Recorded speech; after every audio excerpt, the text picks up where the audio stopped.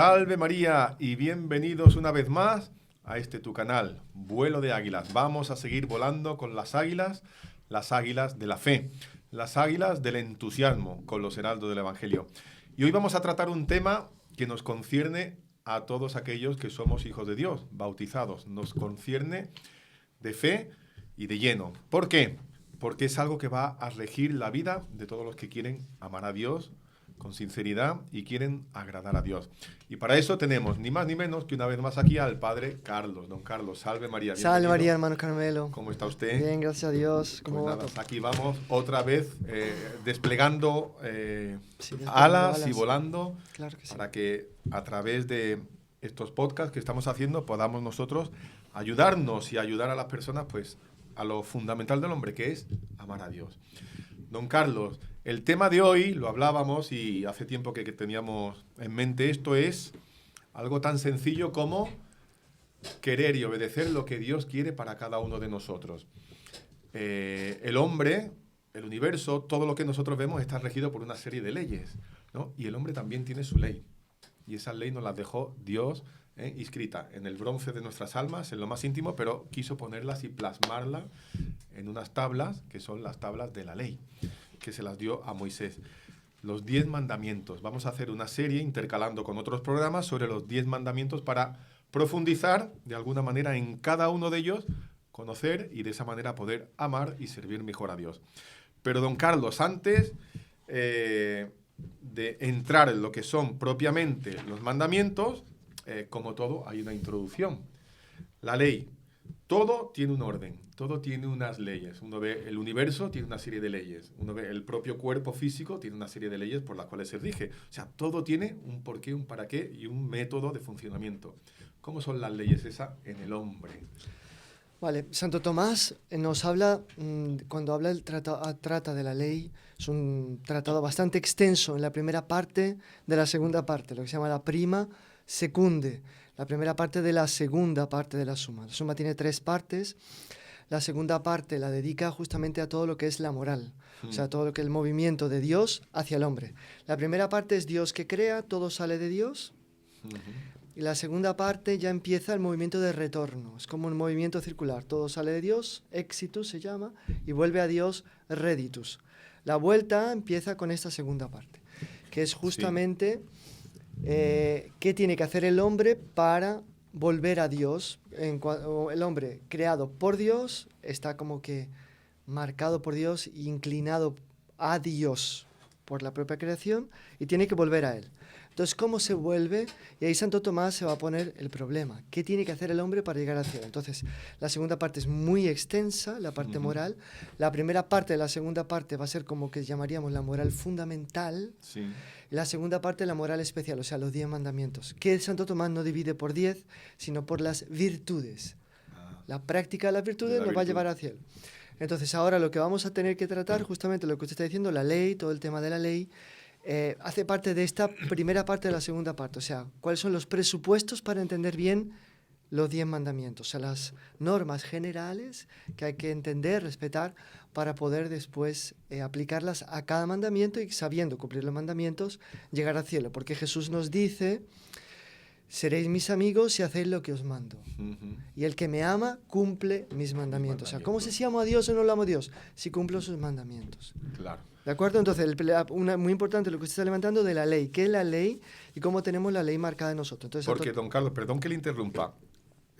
En nuestro contexto histórico, según leemos en la Sagrada Escritura, llega un momento, un punto, dentro de todo eso, en que Dios dice a Moisés: venga, vente para acá, te subes al monte y te doy la ley. Pero antes no teníamos esa ley. No. O sea, esa ley de alguna manera ya está impresa en nosotros. Digamos, hay una ley natural que después la ley puesta por Dios en estas tablas hacen que perfectamente encajan y se desarrolla. ¿Cómo es eso? A ver, en el propio Éxodo, cuando Moisés termina de dar la ley al pueblo de Israel, le dice: esta ley no está tan lejos en el cielo que tengas que decir: uy, ¿a dónde subiré para encontrar la ley de Dios? Esta ley no está tan profunda en el abismo como de: uy, ¿a dónde tendré que bajar para encontrar? Esta ley está muy cerca de ti, está en tus labios y está en tu corazón. Claro. Por tanto, el propio Moisés reconoce que la ley que Dios les ha revelado antes ya estaba puesta de alguna manera en el corazón. O sea, no es una ley que les ha llegado del planeta Marte. Es una ley Claro, que ya está que, puesta. que Dios está como que dejando claro algo que estaba dentro del corazón. Entonces, es lo que Santo Tomás llama de ley natural. O también llama de otra manera diciendo la sindéresis de la razón. Esto suena un poco raro, sindéresis de la razón. Ave María Purísima. No, pero con calma. No es una palabra, Entonces, no. es algo... ¿Qué significa? Significa justamente eso, que Dios nos creó para sí, nos creó para Él, para que Él pudiese gozar con nosotros y sobre todo para que nosotros pudiéramos gozar con Él, ¿de acuerdo? Y por tanto, al crearnos para Él, evidentemente, en nuestro corazón ya dejó inscritas algunas cosas. Esas cosas que dejó escritas, que por así decir, nacen con nosotros y que se vuelven explícitas a medida que tenemos que ir actuando, es lo que se llama la ley natural. O sea, la ley natural es la participación del hombre en la bondad de Dios en cuanto legislador, dice Santo Tomás. Porque Dios en cuanto legislador es la ley eterna. Y él, al ser creado por Dios a imagen y semejanza de Dios, tiene una imagen también de esta ordenación divina, de esta legislación, de esta cualidad de Dios en cuanto que ordena todo así. Y por tanto, él también en su corazón sabe lo que tiene que hacer y lo que no tiene que hacer. Vale. Esta ley natural, ¿en qué se resume o en qué...? Bueno, en qué llega una cosa concreta, sí. Pues por lo visto todos los moralistas están de acuerdo, Santo Tomás y otros, que dan algunos principios básicos de la ley natural que todo corazón humano tiene inscritos en sí mismos. Pues el más importante de todos es no le hagas a los demás lo que no quieres que te hagan y hazle a los demás lo que quieres que te hagan.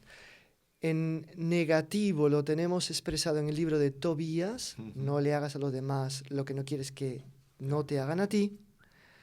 En positivo lo tenemos en el Evangelio, en San Mateo, haz a los demás lo que quiera que te hagan a ti. Esto sería la ley natural por lo que dice respecto al amor al prójimo, ¿no? Amarás al prójimo como a ti mismo, que nuestro Señor va a decir que en esta ley, amarás al prójimo como a ti mismo, está concentrada toda la ley. También lo dice San Pablo. Bien, ahora, en relación a Dios, pues ya la ley natural, o sea, es un segundo paso, porque primero tiene que llegar la mente a Dios. La mente no percibe que Dios existe de una manera inmediata y evidente, pero sí puede llegar a la noción de Dios haciendo como que subiendo la escalera. Sí. Todo lo que está es efecto de una causa, si vas subiendo la escalerita, tienes que llegar a una causa que no esté causada.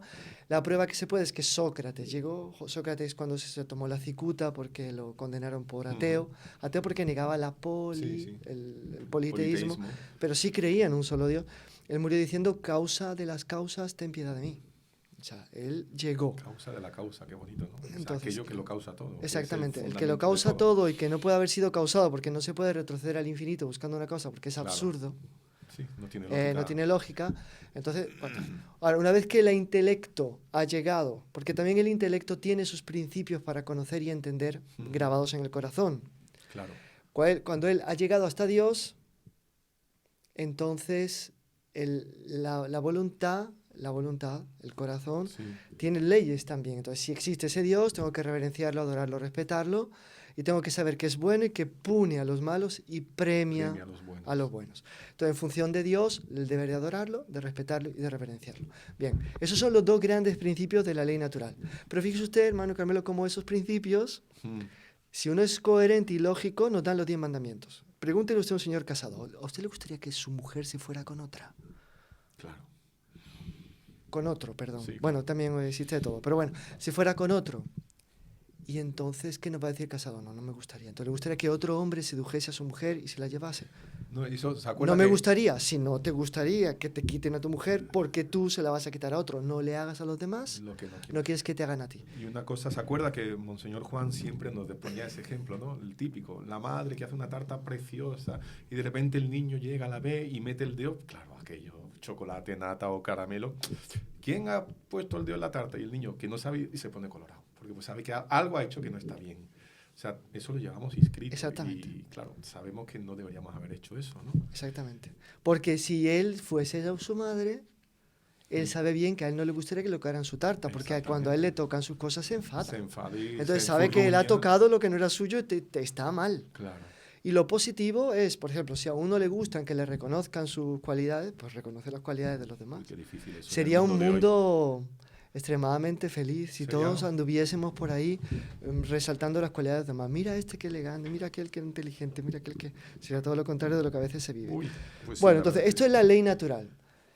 Como por efecto de los pecados, las infidelidades, el espíritu humano se fue haciendo cada vez más tosco, cada vez más, corazón más endurecido, y las costumbres pecaminosas en la educación, en la formación, se imponían mucho sobre los niños, dificultando el acceso, dice Santo Tomás. O sea, la ley natural no se apaga nunca. Lo que llamamos la sindéresis de la razón, o sea, los primeros principios de la moral que están escritos en el Siempre corazón no se están ahí. apagan nunca, pero puede haber un estado de embotamiento tal del hombre que el propio hombre como que esté imposibilitado de acceder a esos primeros principios, al menos Sí. temporalmente. Entonces, por ejemplo, Ujú. no vamos a decir el nombre porque no queremos ser absolutamente discriminar a nadie, nada. Pero sabemos que hay una raza, un pueblo, lo que queramos llamar, que para ellos robar al otro está muy bien, pero robar entre ellos no. Eso Entonces, no el niño apenas se despierta para el uso de razón, le inculcan sí, de que que él tiene que ir y quitarle la cartera a la señora, porque es así. Ujú. Y como todos lo hacen y tal, el niño ya, por así decir, vamos, sus primeros resplandores del uso de razón están mezclados con una tendencia ya al robo, Que por no es ejemplo, bueno. ¿no? Ujú. Entonces, tú fíjate, estos no se ponen rojos cuando roban.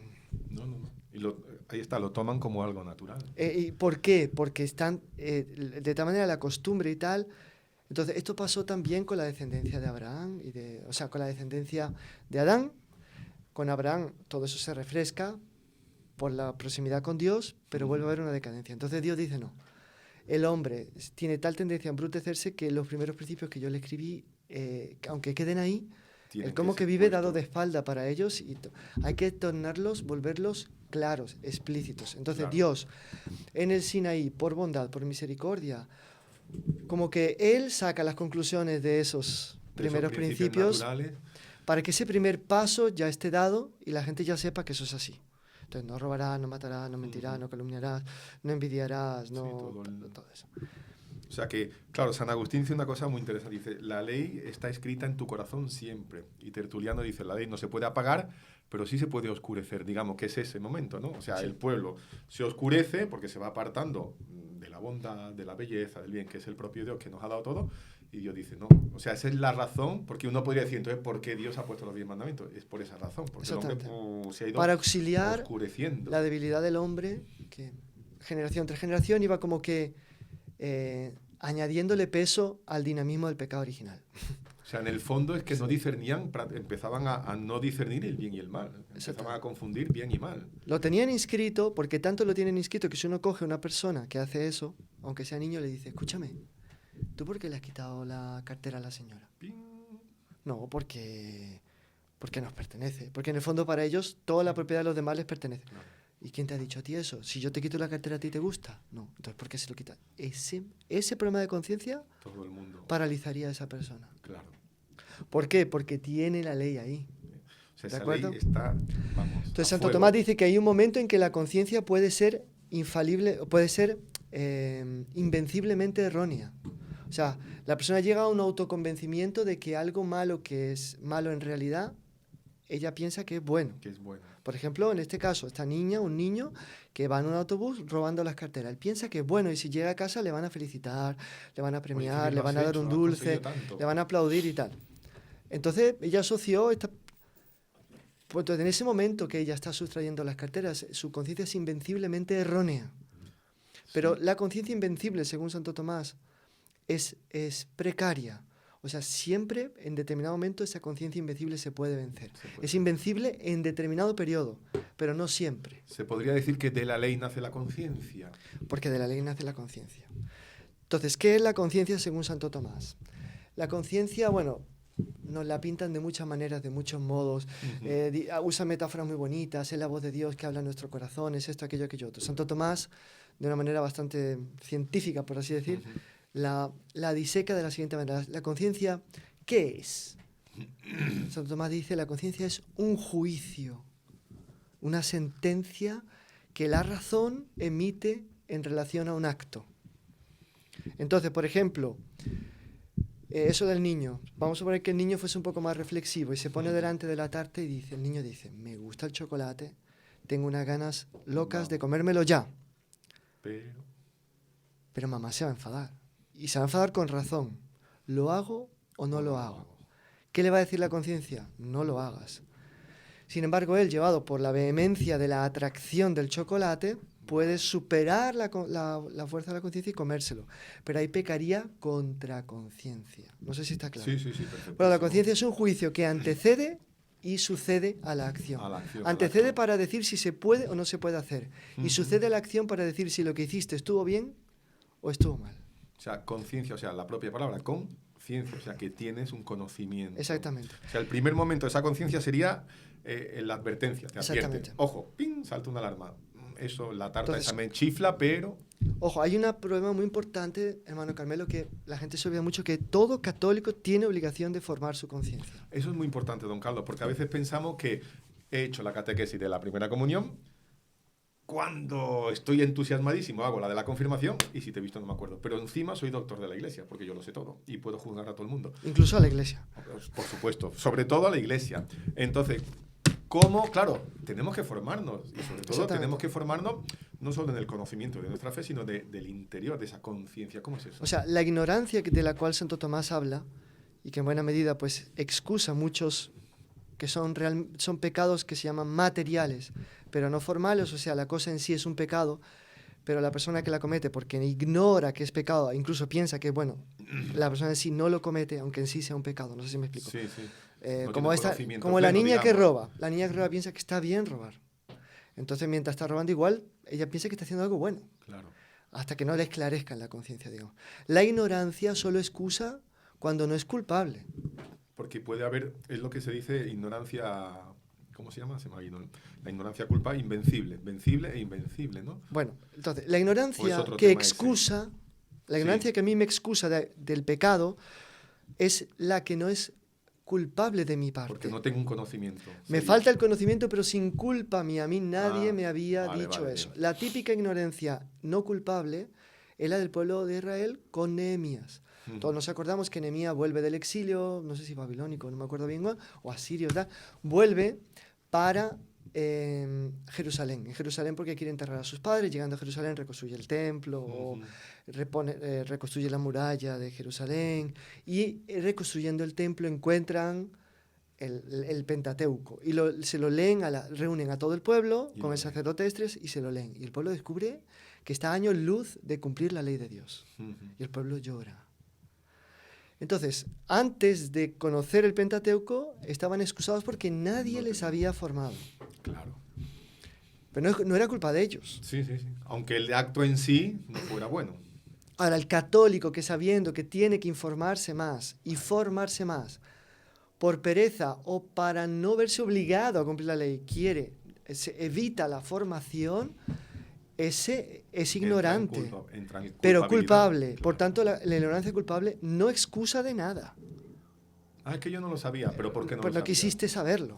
Entonces eres culpable. Por eso San Pío X dice que todo católico tiene un deber fundamental de formar su conciencia bajo pecado grave, claro, porque si no la forma, después va a ser reo de un montón de pecados graves que supuestamente no sabe que son pecados graves, pero no sabe porque no quiere saberlos. Exactamente. Entonces está culpable. Entonces, tenemos conciencia culpable y conciencia no culpable. Sí. Que es conforme a que la persona haya tenido o no ocasión de formarse y haya renunciado voluntariamente a la formación o no.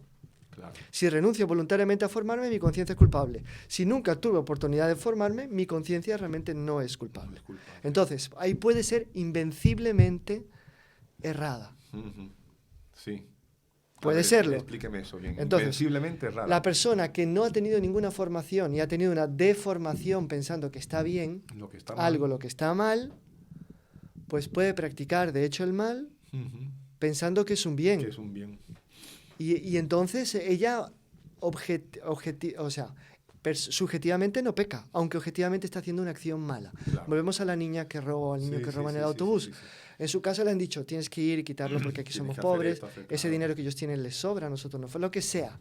Total que la niña pues piensa Oye. que está haciendo una maravilla sustrayendo las La carteras de los todo el demás. mundo. Mientras ella no tenga posibilidad de confrontarse con la formación, siendo que ha heredado una deformación tan Claro. arraigada y tal, probablemente esa niña, ella no está pecando, aunque objetivamente está Sí, robando. entiendo, perfecto. Entonces eso es la conciencia invenciblemente errónea. Como digo, la conciencia invenciblemente errónea lo es tal hasta siempre precariamente, efímeramente, por un tiempo. No existe una conciencia errónea eterna. Eterna. Entonces, en determinado momento se puede dar cuenta de la realidad y Dios va a Claro. venir a su encuentro para que perciba la realidad. Y ahí es que ella va a tener que optar Claro. por la verdad, por Claro, el por la bien, verdad, etc. por el bien, por la belleza, por lo bueno. Por tanto, eso es la conciencia. Pues hay otros tipos de conciencia, hay conciencias Después muy está delicadas, esa, conciencias... como conciencia como más fina, ¿no? Exactamente. Uno ve la vida de los santos. Ah, por fin, San Luis Griñón de Montfort se va a morir y lo último, ya voy a dejar de pecar. Madre mía, pues es un santo varón. Voy a dejar... Y otros que a lo mejor, bueno, estamos en el día a día y hacemos barbaridades y entonces como que hay una conciencia embotada, Sí. como tosca, y hay otra que es muy fina, pues me imagino que será... pues claro, la persona cuanto más ama a Dios, cuanto más unido, cualquier cosa que podría desagradar a Dios, como esa finura. Sí. Y después en el camino de una conciencia a la otra, o sea, el que está en una conciencia embotada y Dios le pega una sacudida, Uh-huh. y se pone en movimiento para llegar a la conciencia delicada o Sí, más fina, puede pasar por el terremoto de los escrúpulos. Amigo, que Eso puede ser parte de un camino o puede ser una tendencia psicótica o, digamos, puede ser una enfermedad psiquiátrica. Uh-huh. Punto. Puede ser simplemente eso. San Ignacio pasó por los escrúpulos y un montón. San Francisco de Sales pasó por los escrúpulos. O sea, porque claro, o sea, que el escrúpulo en sí... sales de ser tosco, de tener una piel de elefante o de rinoceronte, Claro. a tener una piel muy delicada, entonces los problemas. Entonces, pequé, no pequé, concedí, no concedí. ¿Será que fue? ¿Será que no fue? Y Podría en haberlo ese hecho caso, mejor. don Carlos, imagínese a alguien que nos está escuchando, claro, no es un San Francisco de Sales, no es un San Ignacio y tal, y la persona quiere ser buena y le asalta eso. Madre mía, y ahora, porque dice usted, pues llegará a una enfermedad, se vuelve majareta, perdido. Entonces, ¿cómo reaccionar en eso? O sea, ¿qué Encontrar se aconseja? un buen director de conciencia que sea recto y que tenga experiencia para en el cual se pueda depositar la confianza. Entonces, la persona escrupulosa no sale del escrúpulo sin hacer un gran acto de confianza en Dios y en alguien que la tiene que Y guiar. de humildad, me imagino, Exacto. porque la Por persona eso, tiene que doblegarse y al aceptar. parecer de otro. Porque yo creo que he pecado porque estaba por la calle y pisé unas ramitas que estaban en forma de cruz. Y entonces el confesor va a decir, no fue. Y tiene que dar palabra de Dios. Ya está, tengo que confiar en él. Ese acto de humildad, de confiar en un confesor bueno, recto, que tenga experiencia y que le va a ir conduciendo a sosegar y a serenar su espíritu, es la herramienta que más ayuda a salir del escrúpulo junto con la confianza en el propio Dios. Como dice Dios, que tengo ahora turbado el espíritu, pero Dios me aquietará. Yo confío en él. ¿De acuerdo? Don Carlos, y otra cosa. Si nosotros tenemos una ley natural, yo vivo en libertad, en base a esa ley, los mandamientos no coartarían esa libertad. ¿Cómo queda eso? Porque, claro, hoy en día se nos habla libertad, que en el fondo es vale, no, es muy libertinaje en importante, todo. venga, es muy importante Pero que hablemos de la libertad. ¿Cómo el manda? Porque, claro, San Pablo dice la verdadera libertad de los hijos de Dios. O sea, en la libertad de los hijos de Dios. O sea, en el fondo, esos 10 mandamientos nos liberan. Sí. Así como el pecado nos esclaviza. ¿Pero por qué? Porque el mundo de hoy, haz lo que te dé la gana, vive y deja vivir. Prohibido, prohibir. Todos esos eslóganes falsos y mentirosos que dicen que al hombre que, bueno, como tú, en fin, a mí me parece bien y esto está muy bien. Entonces, la libertad... Es que la libertad es...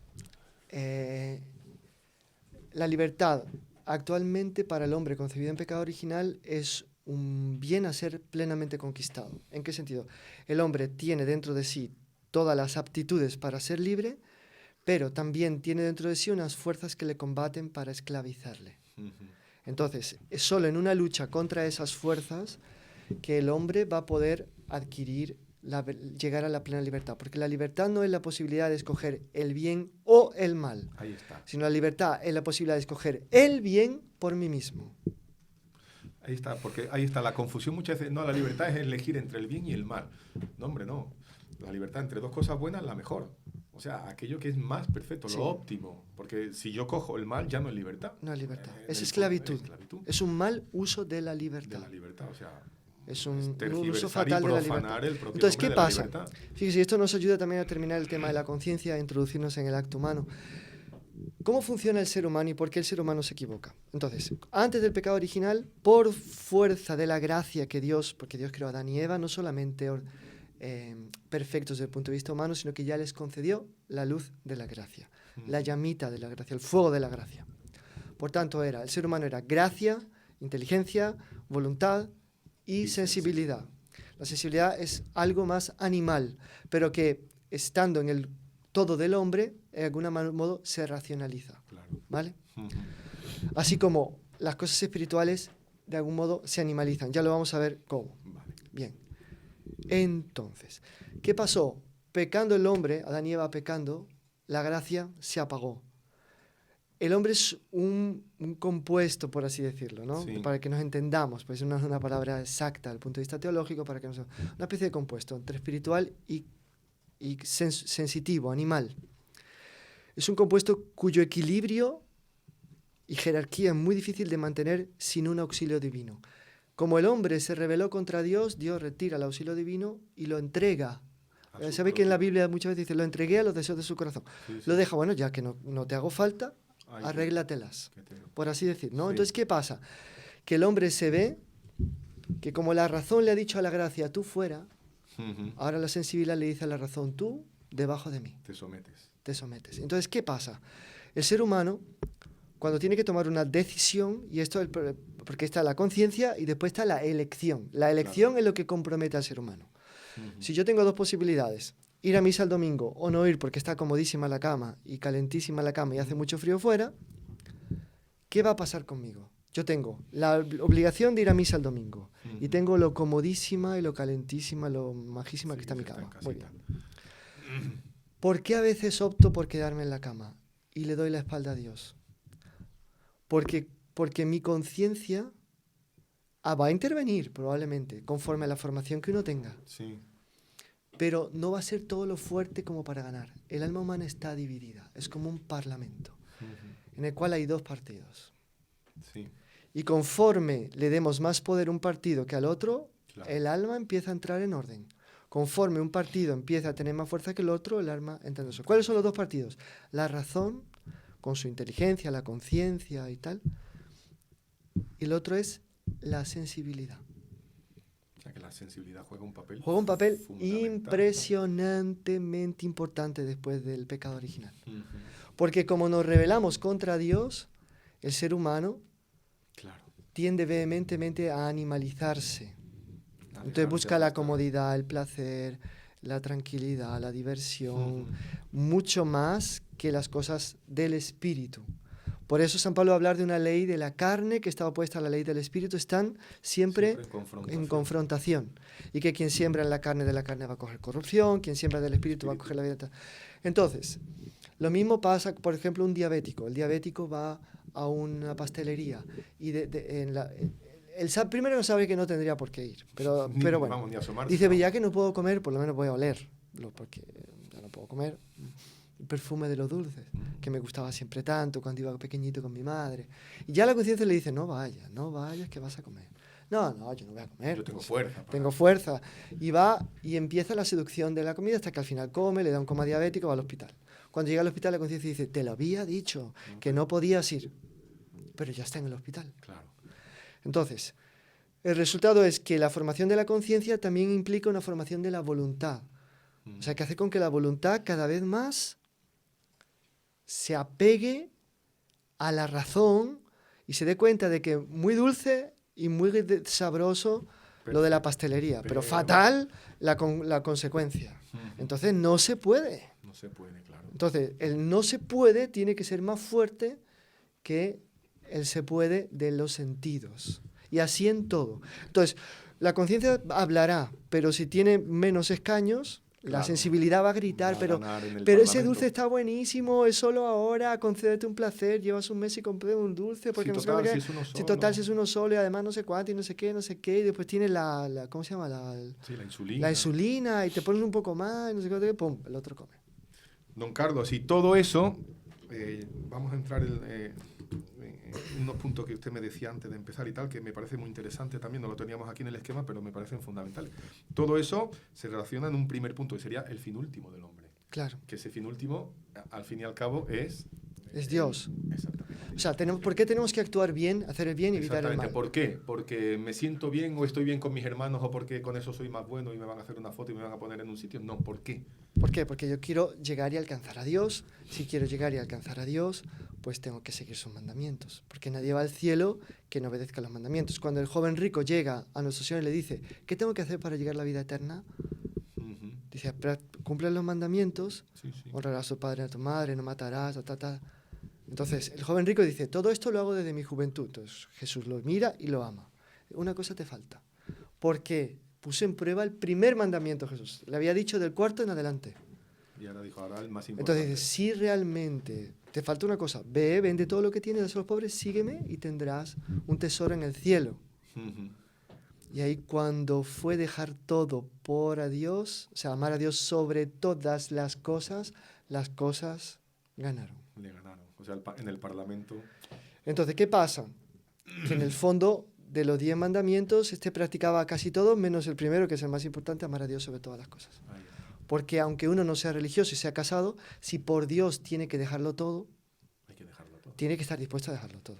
O sea, uno tiene que ser, aunque sea casado, religioso en el corazón. Eso lo dicen los grandes moralistas. Sí, sí, y sí, tal. sí. Vale, o sea, en el sentido que Dios por encima de todo, más que todo y sobre todo. Entonces, él se puso cara triste y se fue. Y se marchó. Entonces el Señor dijo, qué difícil es que un rico entre en el reino de los cielos. Y los apóstoles que no eran ricos económicamente se asustan. Lo impresiona es eso. Y dice, y bueno, entonces ¿quién va a entrar en el cielo? ¿no? Claro. Entonces Jesús le dice, para los hombres es imposible, pero para Dios nada es imposible. Entonces, de lo que estábamos hablando, el hombre, después del pecado original, quedó súper inclinado a las cosas concretas, materiales, sensitivas, a darse gusto a sí mismo, en el aspecto más básico, más corporal, más animal. ¿Cómo pone eso en orden? Robusteciendo la voluntad, obedeciendo la conciencia y formando la conciencia y formando la voluntad. ¿Cómo se forma la conciencia y la voluntad? Sin aquel elemento que Adán y Eva tenían antes del pecado, que ponía todo en orden, imposible. Sin la gracia, imposible. Nada. O sea, sin mí en el fondo sin mí nada podéis, ¿no? Sí, exactamente. Sin el auxilio sobrenatural de Jesucristo, nada podemos. ¿Queremos alcanzar a Dios? Lo primero que necesitamos es la ayuda de Dios. Mi fin último es ser feliz en Dios toda la eternidad, ver a Dios cara a cara, estar con Él eternamente. A Santa Matilde de Jaquebón, Jesús le dice, ¿no?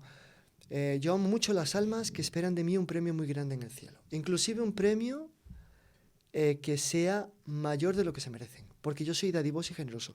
Todo lo que alguien en la tierra crea que le voy a dar en el cielo, se lo daré y más todavía. Entonces dice, y entonces le pregunta, bueno, ¿y qué nos vas a dar, no? Entonces dice, bueno, os voy a dar en el cielo mi amistad. Encontraréis en mí el amigo fiel, el amigo que os revelará todos sus secretos, que será un solo corazón con vosotros, que compartirá todo con vosotros, y mi amor esponsal por el cual os llenaré de las delicias de mi divinidad. O sea, Dios nos espera para darnos algo maravilloso, pero en esta tierra hay que conquistarlo, hay que merecerlo y hay que ganarse. Ahora, para poder merecer, conquistar, vencer, o Él nos ayuda. No hay tu tía. O sea, en ese fin último, después, conociendo ese fin último, viene el acto humano. Y el acto humano, me decía usted que lo dividíamos en dos, en el sobrenatural meritorio o en el pecado. Entonces, ese acto humano es esa lucha que usted está comentando, ¿no? En el saber que yo tengo un fin último y que tengo que entregarme. Entonces, eso que el acto humano constituiría propiamente lo que es un acto virtuoso, un acto bueno, sobrenatural meritorio, que me da mérito para el bien. Entonces, por ejemplo, a alguien que realmente da una limosna de forma humilde, sin que la mano izquierda sepa lo que hace la derecha, por así decir, y lo hace, aunque él se vea un poco en apuros, y lo hace por amor al pobre que está viendo, ha hecho un acto meritorio, sobrenatural. O sea, una vez que es bautizado, todos nuestros actos buenos son sobrenaturales y son meritorios. Gracias a Dios. Los actos buenos.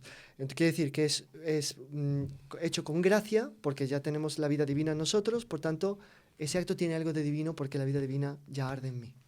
Eso es lo que significa. Entonces tiene un gran mérito porque es un acto como que divino. Por Como así que decir. divino, exactamente. Por la participación en la vida divina que nos da la gracia. Entonces, pero sin embargo, cuando hago un acto malo, pues cometo un pecado. Entonces, Pecado. ¿en qué consiste el acto? ¿Cuándo yo puedo saber que he hecho algo bueno o que he hecho algo malo? Ujú. Entonces, este es el acto humano. Entonces, Santo Tomás dice que hay dos tipos de actos, el acto del hombre y el acto humano. El acto del hombre es aquello que el hombre puede hacer, pero sin plena conciencia de lo que está haciendo. Y da el ejemplo, por ejemplo, acariciar la barba mientras se piensa. Tú no te estás dando cuenta de que estás acariciando la barba, estás pensando. Tu conciencia está centrada en lo que estás pensando. Si estás pensando algo bueno o si estás pensando algo malo. Sí. Pero acariciarte la barba en ese momento, pues no cae bajo la conciencia, no hay un juicio moral sobre ese acto. Si vale o no vale la pena acariciarse la barba. ¿De acuerdo? Sí. Entonces, por tanto, para que haya un acto humano tiene que haber plena conciencia de lo que estamos haciendo. O sea, la razón tiene que estar atenta, estoy haciendo esto, estoy leyendo este libro es bueno o es malo? O es malo. Ahí sí, entra mi conciencia, es un acto humano. Claro, ahí está. Por Entonces, eso digo, tiene que haber plena advertencia de lo que estoy haciendo y tiene que haber, después del juicio de la conciencia, un consentimiento, o para el bien o para el mal. por eso ahí está lo que usted decía, la formación de la conciencia. Porque claro, si yo leo como un bobo, sin ton ni son, sin preguntar, el hombre tiene que preguntarse en los actos que hace, ¿esto es bueno? ¿Esto es malo? ¿Esto me lleva a Dios o esto no me lleva a Dios? Y dentro de ese no me lleva a Dios es malo, tiene que tener una conciencia clara de esa. Exactamente. Y ahí diferenciaríamos entre el pecado consentido, mortal y el venial. También, Exactamente. ¿no? Una vez que sabemos que son los actos que pueden ser juzgados por la conciencia, son aquellos en los cuales hay plena advertencia y pleno consentimiento. Ahora tenemos que saber que los actos buenos, bueno, fenomenal, todos van a tener su mérito. Que también tiene que haber pleno conciencia y pleno conocimiento. También. ¿O no? Pregunto. Por ejemplo, Sí, claro. yo hago algo bueno sin conocimiento. Es que, siendo que es bueno, se supone que ya tienes un conocimiento de él, ¿no? es que hay dos tipos de conocimiento también, para ser más preciso, el conocimiento actual y el conocimiento habitual. O sea, una vez que hay un hábito Claro. operativo, me he habituado a dar limosna. Entonces, una persona que la primera limosna le costó, como dice el libro tuyo, se le fueron los ojos detrás del dinero que dio, y en la última ya pone en riesgo su futuro, pero da la limosna, porque ya es muy generoso. Él ha creado un hábito. Entonces, prácticamente está tan inclinado a darle limosna que no hace falta que en cada acto pare, se siente, se tome un café pensando, si lo puede hacer. Hace un razonamiento muy rápido, tengo que dar ese dinero. Claro. No sé si está Tiene claro, un hábito pero de sí ha hacer habido el un bien. razonamiento. O sea, Pero siempre por el ha habido. hábito, el razonamiento se ve más acortado. Y lo mismo pasa para el vicio. Porque una vez que se establece el hábito, la persona no está tan consciente como la primera vez que cometió tal pecado. Recuerdo haber leído un libro de uno que fue, no sé, de las FARC en Colombia, que cuando la mató por primera vez y como cuando mató por decimoquinta vez o 40ª vez. Sí. Entonces él muestra todo ese camino de la conciencia por el cual como que ya la muerte, sí, siempre era algo desagradable, choca, pero ya no es lo mismo. Ya no era lo mismo, o sea, me ha medio que acostumbrado, pero igual sabe que está pecando, igual sabe que está haciendo el mal. ¿No? ¿De acuerdo? Bueno, entonces, vamos a distinguir el pecado mortal del venial, que eso también es muy importante. Yo creo importante. que es importante porque mucha gente que piensa o se confunde o no, esto no es tan grave. O cosas que a lo mejor son leves, piensan que esto es una barbaridad, se me cae el mundo encima. A ver, esa diferencia clara, sencilla, que la gente de a pie lo entendamos. Entonces, hay dos tipos de pecado, ¿no? En ese sentido. Ya sale un poco en la Escritura.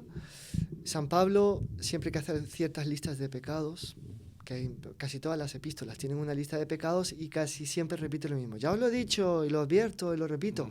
El que hace tales cosas no heredará el reino de los cielos. Por tanto, hay pecados que te cierran la puerta al cielo, te excluyen del cielo. Pero hay pecados que no, porque San Juan va a decir, bueno, si alguno ve aquí un hermano ha cometido un pecado que no lleva a la muerte, rece por él y él se salvará. Entonces, y después hay pecados que llevan a la muerte, pecados que no llevan a la muerte. Después San Agustín trabajó esa cuestión y un poco dejó delimitar los pecados mortales, pecados veniales, y la teología posterior lo fue delimitando siempre mejor en función de las informaciones de San Pablo, de la Escritura. San Pablo también distingue los pecados que no dejan entrar en el cielo y los pecados que irritan a Dios, irritan al Espíritu Santo. Así lo dicen. Sí. O sea, como que hay pecados que cometiéndolo uno le da totalmente la espalda a Dios y se pone en el camino del infierno, y otro que cometiéndolo toma como que un desvío. O sea, no pierde la meta última, pero se Un desvío enrolla innecesario. un poco y absurdo. ¿De acuerdo? Y absurdo. Bien, entonces, los pecados mortales, para traducirlo al lenguaje moral de hoy en día, después de tantos años que la Iglesia lo ha pensado, lo ha enseñado, lo ha medido, lo ha pesado, lo ha considerado, son los que, por así decirlo, se considera que tiene que haber materia grave Ujú. y tiene que haber un acto humano, o sea, pleno conocimiento y pleno consentimiento. O sea, materia grave, Pleno conocimiento y pleno consentimiento, ahí es... Entonces, por ejemplo, decir una palabrota está mal, Ujú. pero no es pecado mortal, tal vez, a no ser que sea muy soez, muy inmoral, Y muy, con mucha mala intención muy, también. muy lujuriosa, digamos, o que contenga mucho odio. Además, sería más por el odio que por la palabra. Que por el propio Pero pecado. blasfemar sí, o sea, decir algo malo de Dios siempre es pecado mortal, la Sí. materia es grave. Claro. Porque una cosa es ofender directamente a Dios, otra cosa es decir una palabra malsonante Sí, porque un arrebato. por un que arrebato ya de tienes ira. una costumbre Entonces, de- una cosa es materia leve y otra cosa es materia grave. Bueno, entonces la materia leve, bueno, entonces se puede ir. No, porque la materia leve es un desvío inútil y es una preparación para la materia grave. O sea, el que de tanto irarse y de tanto decir palabrotas, fácilmente un día se contagia y dice una blasfemia. Es un camino para llegar hasta allí. Entonces, si yo, pongámonos, ¿no? Cometo 1000 pecados veniales, nunca llega al pecado mortal, pero me prepara, o sea, debilita de tal manera el alma que, claro, la línea entre el venial y el mortal está Sí, y ahí casi también que se va... difusa, ¿no? El demonio lo que hace es que nos va llevando a pecados veniales cada vez más gordos hasta que la línea quiere dejarnos confusa la conciencia para que demos el salto al pecado mortal sin tanto susto. Sin un choque Porque claro que el fuerte. demonio lo que quiere es que pequemos lo menos atentos posibles, lo más distraídos posible para que la conciencia no salte, porque si Claro, salta la conciencia le salta. molesta en su proceso. Entonces hace falta, aparte, una especie de anestesia el circuito de los pecados veniales hasta que te llegas al pecado mortal. Y el pecado mortal, evidentemente, solo a través de la confesión sacramental. Exactamente, el pecado mortal solo se puede perdonar a través de la confesión sacramental y es la peor desgracia que le puede suceder a un hombre en esta vida. Y el venial, Un cáncer, tal, no es nada en comparación con el pecado mortal, que es una Sí. gran barbaridad porque con el pecado mortal, primero, rompemos nuestra amistad con Dios. Segundo, echamos a Dios que habitaba en el templo de nuestro corazón y de nuestro cuerpo. Tercero, nos entregamos en los brazos del demonio, nos hacemos esclavos del demonio y de las pasiones. Cuarto, somos en vida, de hecho, ya potenciales condenados al infierno. Quinto, bueno, o sea, es Una serie lo de- peor de lo peor. Por eso los santos siempre le han enseñado a sus hijos que los prefieren ver muertos que en pecado. don Carlos, hace poco leí un libro del padre Filipón sobre los dones del Espíritu Santo y él decía que una de las causas de mayor mal en el mundo actual era la pérdida de la noción del pecado. Más que el propio pecado en sí, sino la pérdida de la noción de la gravedad del pecado. ¿Cómo es esa gravedad del pecado? Usted lo ha dicho, ¿no? O sea, la persona como que ya se ha condenado en el momento que comete ese, pero ¿cómo advertirle a los que nos ven, a los que nos oyen y tal, o sea, la gravedad del pecado? O sea, no solo la fealdad, sino la gravedad, o sea, lo malo que es el pecado. Sí, el demonio es un cínico, entonces, es un hipócrita y un cínico. Entonces, primeramente, para llevar lo que fue la civilización cristiana al estado actual en que nos encontramos desde el punto de vista moral, fue la hipocresía. Ujú. Fingirse bueno, pero llevar una vida mala, con la esperanza de que al final te confesabas y tal. Y ya está. Y así fue, la decadencia fue desorando. Hasta que llegó a tal punto esa duplicidad de vida, llegó a un tal escándalo y a un tal ridículo que ya el cinismo. Entonces aprobemos el pecado como algo bueno. Y eso es un poco la cultura en la cual vivimos. Es un cinismo absoluto, ¿no? Que no venga la iglesia a decirte que eso es pecado, si todos los curas lo hacen. Eso, primero, que aunque todos los curas lo hicieran, no dejaría de ser pecado. Exactamente. Segundo, que la iglesia no son solo los curas, también son los bautizados, que son sacerdotes, Ujú. miembros del pueblo sacerdotal, no ministros ordenados, pero tienen una misión ese- sacerdotal. Y tercero, que ¿quién te ha dicho que eres libre haciendo lo que todo el mundo hace? Claro. Que te están engañando, que el diablo es mentiroso. Ujú. Entonces, claro, o sea, la idea de hoy en día no es ya tener escrúpulos ni nada. Hoy en día es el cinismo del pecado. Da igual. Y Entonces, se pierde ese fin que es al que hay que fuimos a recuperar la conciencia de que Dios es bueno, que estableció una ley por nuestro bien, que la ley, a los primeros que les hace más bien la ley es a nosotros. Dios. Ujú. Porque Dios, dándonos libertad, Él va a ser glorificado en nosotros, sea que nos premie llevándonos al cielo, sea que nos tenga que castigar en el infierno. Premiándonos mostrará su misericordia, castigándonos su justicia. Ujú. Él va a ser glorificado. Pero la ley, sobre todo, al que le hace bien más a nosotros. A nosotros mismos. Es por nuestro bien, y no lo dio por fastidiar. Fíjese que el otro día escuchaba un santo del día, que como le llamamos los heraldos, el doctor Plinio, y él hablaba de la educación, de cómo la educación era importante. Entonces uno decía, claro, cuando a una persona se le educa y se le forma en ciertos modelos de educación, al principio puede chocar, ¿no? Entonces una persona que nunca se ha puesto zapatos, claro, cuando te pones el zapato al principio, pero después cuando te habitúas por ese hábito de la educación, dices, oye, qué maravilla esto el zapato, no te clavas nada, no te ensucias, no sé qué. O sea que son ciertos actos en la educación personal que al principio parecería como que un corsé que te cuarta, pero después te das cuenta de que, oye, si yo como con cubierto, es mucho mejor porque no me ensucio, no tengo que ir a la... O sea, que en el fondo te liberaliza, o sea, te da libertad. Y eso pasa también con todo eso, ¿verdad? Claro que sí. O sea, esa serie de normas que al principio podrían decir, madre mía, estoy encorsetado aquí, no puedo hacer esto, no puedo hacer aquello, no puedo ir para allá, no puedo venir... Pero que cuando tú te das cuenta y dices, madre mía, esto es como la educación, si es que es mucho más elegante, es mucho más fino, más higiénico, más aseado, más todo. Más todo. Entonces nos da más libertad todavía. Exactamente. La ley es para nuestro bien, es para preservarnos de la muerte espiritual y de la condenación eterna, y para darnos el buen uso de la libertad y tener la alegría de tener a Dios. Que no puede haber mayor alegría que tener a Dios como amigo, como padre, sí, como que habita en nosotros. ¿Quién somos nosotros para que Dios quiera habitar en nosotros? Como decía usted antes, ¿no? Que nos diviniza. O sea, en el fondo somos como Dios, minúscula, vale, perfecto, pero somos como Dios.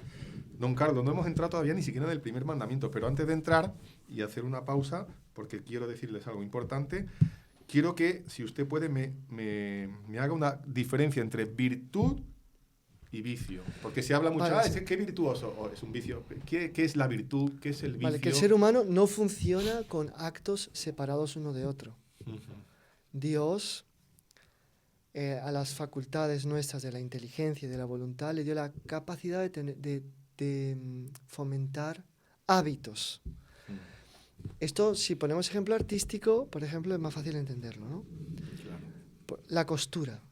La primera vez que una muchacha o un muchacho, no sé, bueno, en general, antiguamente el cliché antiguo siempre, las muchachas iban a hacer algo, coser y tal, no sé cuánto, pues, ¿qué pasa? Que la primera vez salía mal, la segunda tal, la tercera tal, la cuarta, la quinta, la décima, la vez 100 ya lo hacía mientras estaba hablando. Claro. Y le salía súper bien. Perfecto, claro. ¿Por qué? Porque había creado el hábito de la costura. Esto que pasa en materia artística también pasa en materia moral. Podemos crear el hábito de la prudencia, el hábito de la caridad, el hábito de la templanza. Entonces los actos de la templanza salen con más facilidad y más perfección. La virtud, a medida que uno va progresando, se hace más fácil y mejor. Y mejor. Infelizmente, en sentido inverso, es lo mismo. Claro. El pecar se va facilitando cada vez más a medida que uno sigue en el pecado, y como que se perfecciona, se hace cada vez más mal, más feo, y se va de abismo en abismo, digamos así. Digamos que en la virtud se va de cumbre en cumbre y en el vicio de abismo en abismo. Entonces, ¿qué significa esto? Significa que una persona virtuosa no solamente practica actos buenos, sino que ha construido una muralla en torno del bien que practica. Y está sólidamente instalada. Y que el vicioso está atado por todas partes y soltarse de ello es muy difícil. Entonces, hay que tener mucha paciencia a sacar a un vicioso para hacerlo virtuoso de lo contrario. Pero con la ayuda de Dios todo se puede. Ahí está, y ya antes de entrar en los mandamientos, usted lo ha dicho, es muy difícil sacar a la persona del fango, del vicio y tal, a la virtud. Y lo decíamos antes, o sin mí nada podéis, solo por la gracia. ¿Qué es la gracia, don Carlos? Yo sé que eso daría para un podcast o para una serie de podcasts, bueno, la gracia. Pero como antes hemos dicho, para los de a pie, para que lo entendamos así en breve, ¿qué es la gracia y por qué es tan importante la gracia? A ver, ¿qué es la gracia? La gracia es una relación que Dios establece con el hombre, por el cual Dios lo adopta como hijo y le propone ser amigos. Y eso lo hace comunicando su vida al corazón del hombre, como más o menos como un hierro que se introduce en una forja y sale de la forja hierro, pero también fuego. Y ha adquirido las cualidades del fuego. El hierro es negro, pero salido de la forja es luminoso. El hierro es duro, pero salido de la forja es flexible. El hierro es frío, pero salido de la forja es caliente. Ha adquirido todas las cualidades del fuego sin dejar de ser hierro. Pero entonces es fuego y hierro. De alguna manera parecida a Dios nos adopta. Es una adopción que usamos el término adopción porque San Pablo lo ha usado, pero claro, el término adopción se queda cortísimo porque la adopción no pasa todo eso. O sea, los papás que adoptan un niño no pueden pasarle su DNA al niño. Claro. O algo de su DNA, de su herencia genética al niño. Dios puede hacer eso y mucho más que eso. O sea, en realidad es una adopción que llega a ser una filiación real. Sí. Real, porque hay vida de Dios real en nosotros. Una vida ¿de acuerdo? De verdad, por tanto, es mucho más que una adopción, por así decirlo. Por tanto, ¿eso qué significa? Que esa vida, pues o te mantienes siempre dentro de la forja o como te salgas de la forja vuelves a ser hierro. Claro. Entonces, salirse de la forja es empezar a cometer pecados mortales, veniales, enfriando hasta que cometes el mortal y te quedas tieso, negro, más feo que antes, ¿no? Porque estás quemado. Ahora, si quieres mantenerte en estado de gracia, tienes que estar dentro de la forja. ¿Cómo estar dentro de la forja? Estando en contacto con Dios. Y ahí ya entramos en los deberes del primer mandamiento, pero lo dejamos para después. Y solo para concluir, me parece, para animar a todo el mundo, ha habido gran cantidad de pecadores, aparte de nosotros, que han pasado de la maldad, ¿no?, a la bondad. San Pablo, pero quizá el ejemplo prototípico es San Agustín, en sus confesiones lo cuenta. O sea, a él era muy orgulloso, era muy inteligente. Entonces, pues, tenía de qué presumir. Y quizá presumía más de lo que podía, pero bueno. Y además era muy sensual, o sea, estaba habituado desde jovencito a tener una chica, tú incluso tuvo un hijo con ella y tal. Y después cuando se fue esa, pues se buscó otra, no era casado, y a él no quería convertirse mucho porque no quería dejar el vicio de la sensualidad. Y era tan cínico a veces San Agustín que le pedía a Dios, dame la continencia, o sea, dame la pureza, pero no ahora. Eso le decía. Pero Dios se tomó a serio la oración, intervino con tanta fuerza que un día él oyó en el jardín la famosa voz del niño, cógele, él cogió y salió San Pablo, que se dice, basta ya de impurezas, orgías, inmoralidades, fornicación. Dice que esa palabra le entró y cambió totalmente, y fue obispo de la Iglesia Católica, padre de la Iglesia Católica, doctor de la Iglesia Católica, santísimo, fundó las reglas para el clero, para que el clero un poco diocesano se homogenizase y fuese un poco más tal, que después dio lugar esa regla a muchas órdenes religiosas, mendicantes, los agustinianos hoy en día y otras. Total. Que es un ejemplo para todos. Que es un ejemplo extraordinario, un hombre que cambió el amor de las cosas del mundo, de la sensualidad, por el amor de Dios totalmente. Y fue el doctor de la gracia, fue el que más habló de la gracia porque él sintió que él se convirtió porque Dios penetró, entró y se adueñó. Entonces, pero él pidió la gracia, la pidió mal, pero bueno, Dios se la dio, pero la pidió. Entonces, bueno, entonces, digo, es un ejemplo, una esperanza para todos, ¿no? Ya lo creo. Ya está, ya no hablo más. Pues no se me vayan, que volvemos en breve porque tengo una cosa que anunciaros y seguimos y ahora sí ya entraremos de lleno en el primer mandamiento. Pues volvemos ahora con el tema que nos concierne, que son los mandamientos. Y empezamos, don Carlos, pues como no puede dejar de ser, como diría el sabio, por el principio. Primer mandamiento, amarás a Dios sobre todas las cosas. ¿Por qué es el primero y por qué es el más importante? Yo diría el más olvidado. Eso, mire, lo tenía en la cabeza porque eso me lo decía una vez un amigo que, bueno, un sacerdote confesó y decía, mira, me parece muy bien porque un día uno se confesó y le dijo, no, y también me acuso pues de faltar al primer mandamiento, el del amor de Dios, porque claro, si no falto, como falto a ese, porque falto a todos los demás. Y el sacerdote dice que le dijo, oye, me encanta, porque es la primera vez que alguien se me confiesa del primer mandamiento. Y llevo no sé cuántos años de sacerdote. El más olvidado. O sea, yo robo, yo mato, yo soy un adúltero, soy un pendenciero, soy un esto, soy un aquello, soy una... Y me olvido de que en el fondo hago todo eso porque faltaba el primero. ¿Por qué es el más importante? ¿Por qué es el más olvidado? ¿Y por qué es el que tiene que regir todo lo demás? Es el más importante porque es el que le da sentido a todo lo demás. A partir del momento de que una persona, por la fe, cree en Dios, sabe que Dios es bueno, que es bondad y que se ha comunicado con nosotros. ¿Cómo? En el Antiguo Testamento por medio de los profetas, en el Nuevo por medio de su Hijo. ¿Y cómo se ha comunicado? Porque el Hijo se ha hecho hombre. ¿Y cómo nos ha hecho saber que nos quiere? Porque el Hijo se ha dejado crucificar por nosotros, ha resucitado por nosotros, nos ha enseñado tantas cosas, ha hecho tantos milagros, se ha quedado con nosotros en la Eucaristía. Cuando una persona se da cuenta de cuánto Dios le ama, entonces Tiene hace que de ser Dios el consecuente. centro absoluto, completo de su vida y pone todo en función de Dios. O sea, encuentra el tesoro. Encuentra el tesoro y jerarquiza todo en función de Dios y todo para Dios, y sin Dios nada vale nada. Como diría San Pablo, para mí todo es estiércol en comparación con el amor de Mi Jesucristo. vida es Cristo y todo lo demás es basura. Ni Exactamente. más ni menos.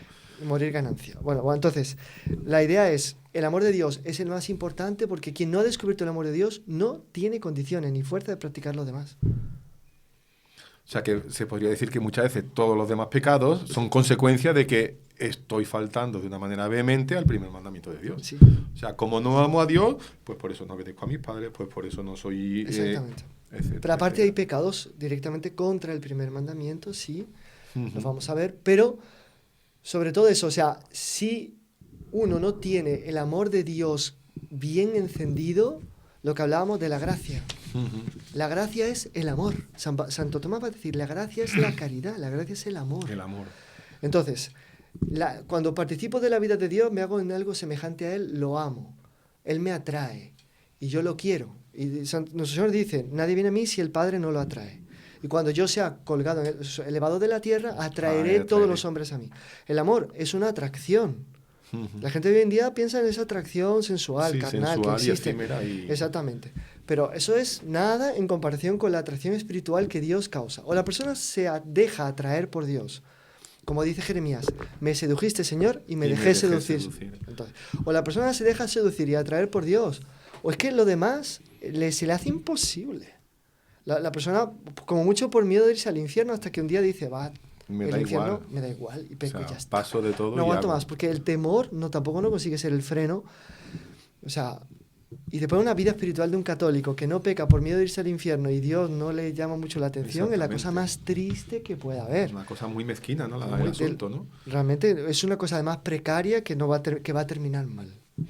Ahora, dice el primer mandamiento, dice, amarás al Señor con todo tu corazón, o sea, la voluntad, con toda tu alma, la inteligencia y con todo tu espíritu, con el sentimiento, o sea, con todo tu corazón. Tiene que ser así, porque Dios lo manda. ¿Cómo hacemos eso? Con todo tu, ¿cómo es? Con todo tu corazón, con toda tu alma, con todo tu espíritu. Sí, a veces dan 3 características, creo que San Marcos le pone una cuarta, ¿no? Santo Tomás comenta las 4, es súper interesante. O sea, lo que quiere decir aquí, básicamente, para no entrar en la exégesis de cada una de los significados, que sería súper interesante, pero exigiría un curso de 6 meses, es que el hombre totalmente tiene que estar dado a Dios. O sea, la inteligencia tiene que querer, sobre todo, ante todo, más que todo, conocer a Dios. La voluntad tiene que tener su amor todo focalizado a Dios. Y la sensibilidad tiene que acompañar a la voluntad con la emoción, con el fuego, O sea, con la pasión. Con la pasión. Santo Tomás va a decir que un acto humano, para que sea perfecto, la voluntad tiene que arrastrar a la pasión. Por tanto, el hecho de que la persona ame a Dios y ese amor llegue a manifestarse en entusiasmo, porque la voluntad lo ama, no porque es un fuego de paja o un Alka-Seltzer, ¿no? Que es muy sensitivo. No. Porque es una tal convicción de la voluntad que la sensibilidad acompaña, ahí entonces tiene que estar. Entonces Santo Tomás dice, tienes con toda la inteligencia, con toda la voluntad, con toda la sensibilidad y con toda la intensidad. Intensidad. El amor tiene que ser intenso.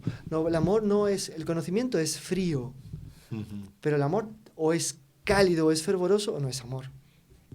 Magdalena, ¿no? Exactamente. Porque mucho amor, mucho se le perdonó, ¿no? Exactamente. O sea, ese amor arrastró a todo lo demás. Exactamente. A la inteligencia, a la voluntad, o sea, todo se fue y se entregó por entero. Y al prójimo como a ti mismo, o sea, está íntimamente correlacionado, pero el primero es el del amor de Dios. Amarás a Dios y al prójimo, pero primero ¿Por qué está Dios. relacionado? Porque a partir del momento que uno ama a Dios sobre todas las cosas, ¿qué dice el mandamiento del prójimo? Amarás al prójimo como a ti mismo. A ti mismo. Entonces el Dr. Pino nos enseñó siempre esto. A partir del momento que uno ama a Dios sobre todas las cosas, empieza a amarse en función de Dios. Amarse a sí mismo, claro. En función de Dios. Porque hay 2 modos de amarse a sí mismo. Uno verdadero, en función de Dios. ¿Qué quiero para mí? Dios. Claro. Si yo me amo, ¿qué quiero darme a mí mismo? A Dios. Claro. El cielo, la eternidad, la felicidad, es lo mismo. Dios. Sí. Si tengo que amar al prójimo como a mí mismo, ¿qué voy a querer para el prójimo? Dios. Dios. Entonces voy a hacer de todo por Él para que Él llegue a Dios. Lo voy a amar de verdad. Hay un modo falso de amarse a sí mismo, lo que se llama amor propio o egoísmo, que es, en el fondo, doctor Pino decía, no se debería llamar amor propio, debería llamarse odio propio, que es querer darse gusto en el aspecto animal personal de cada uno. O en el aspecto del orgullo de cada uno. Querer sobresalir, querer ser aplaudido, querer ser visto, querer ser considerado, querer ser aclamado, querer ser llevado en consideración, querer mandar, querer tener poder. O entonces, darme todos los gustos que mi animal que está dentro quiere que yo me dé.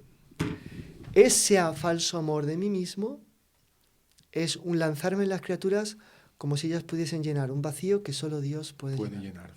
Pues San Agustín va a decir, ¿no? Señor, yo te buscaba en esas criaturas que tú hiciste que no serían bellas si tú no las hubieses creado. Yo estaba fuera de mí buscándome y tú estabas dentro de mí. Entonces, esa es la cuestión. Y cuando San Agustín encuentra a Dios, se enamora de Dios, que es preciosa esa frase, ¿no? Tronaste y rompiste mi sordez, me fulminaste y acabaste con mi ceguera, y te conocí a ti, oh belleza tan antigua y tan nueva, tarde te amé, tarde te amé. ¿Por qué? Porque él, como que en determinado momento descubre a Dios, se enamora de Dios, y no es que rechaza a las criaturas, las pone en su lugar. Sí, sí. O sea, la pone en su sitio jerárquico, donde tiene que ir cada cosa. Que eso es muy importante también, ¿no? O sea, el establecer esa jerarquía, decir, bueno, esto es bueno en función de... Exactamente. Lo que usted decía, ¿no? Si como yo amo a Dios y estoy en función de Dios, todo lo demás va a ir en consecuencia, va a ir encajando ese puzzle maravilloso que, queda fenomenal. Si no, no hay... Y quiero un buen ejemplo de eso, solo para que entendamos cómo el amor al prójimo depende primero de un recto amor a sí mismo, que ese recto amor a sí mismo se realiza en el amor a Dios, en el fondo. Claro. Es San Felipe Neri bueno, tuvo muchísimos méritos, entre otros, pues, combatir la corrupción de la curia romana, que no es de hoy, era algo histórico. Y en aquella época, pues, también el problema de que muchos jovencitos eran introducidos en las cortes de los cardenales que no eran personas rectas y que los llevaban a la perdición, y él se dedicaba a hacer el oratorio justamente para que esos chicos, por la parte de la tarde que no tenían nada que hacer, estuviesen ocupados. Y bien ocupados, o sea, claro, del ocio a una formación cristiana, que era todos los santos días, y oraciones al final que hacían juntos, y no sé cuánto, y coro, cantaban y tal. Resultado, se granjeó el odio de algunos personajes, como se dice en italiano, altolocati, o sea, colocados alto. Y le tendieron una trampa. Lo mandaron a lo que se llamaría en la época extrema unción. Le dijeron que había un moribundo en tal casa, y aquello era una casa, un prostíbulo, era una casa de perdición. Se lo mandaron a la boca del lobo, vaya. Entonces él entra en esa casa y se le abalanzan las muchachitas. Y espera, el que estaba afuera, ya esperando, dice, bueno, de aquí a 15 minutos dentro, lo cogen flagrante y acabo con él. Ya está. La fama se la echamos. De aquí a 15 minutos entran y se quedan alucinados porque encuentran a San Felipe de Neri de pie. Las chicas todas vestiditas, cubiertitas, de rodillas, llorando. Y San Felipe Neri hablándoles de Santa María Magdalena. Buenísimo. Entonces, ¿qué pasa? Eso es el amor al prójimo. Claro. Verdaderamente recto. ¿Qué hizo? Él había encontrado a Dios. ¿Qué quería para esas chicas? Que también lo encontrasen. Él no quiso usufruir de ellas para su placer animal. Él quiso que ellas encontrasen a Dios. Y lo hizo. Y esas chicas fueron después discípulas de San Felipe Neri, muy rectas, muy santas. Qué interesante. También porque habían empezado la prostitución tan chiquititas, sí, que la mamá no tenía dinero, el papá las... Yo qué sé, esas cosas. Y con San Felipe Neri descubrieron el amor. Alguien que las quería de verdad. El amor, ¿verdad que sí? Porque las quería para llevarlas a Dios, no las quería para llevarlas así, para su uso y consumo y placer. Sí. Entonces, digamos, con esto creo que ejemplifica lo que estamos diciendo. Claro, el amor de Dios, don Carlos, nos tiene que llevar pues al tener el conocimiento de la adoración. O sea, Dios está ahí para que lo amemos, lo sirvamos, lo conozcamos y lo adoremos, ¿verdad que sí? Y a la fidelidad. Porque si yo verdaderamente tengo ese amor de Dios y lo adoro, tengo que serle fiel, ni más ni menos, ¿verdad que sí? Entonces, ¿cómo es eso? Esa adoración y esa fidelidad en ese primer mandamiento, ¿cómo tiene que ser en el hombre? O sea, la adoración es realmente la consideración de Dios en cuanto a Dios superior a mí y que es amable por ser superior a mí. En el Gloria que rezamos en la misa los domingos o solemnidades o las fiestas, decimos, gracias agimus tibi propter magnam gloriam tuum. Te damos gracias, Señor, por tu gran gloria.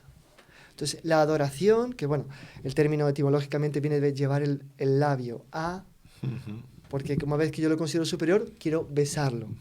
Qué interesante. Interesante. Por eso se dice que los que no llevaron los labios a los Baales, o sea, que no besaron las estatuas de los ídolos falsos, son los que realmente se preservaron fieles a Dios, porque no adoraron otros que no. A otro que no fuera. Entonces, adorarlo es la consideración amorosa de su superioridad, de mi inferioridad, de mi sumisión a Él y el amor que nace de eso.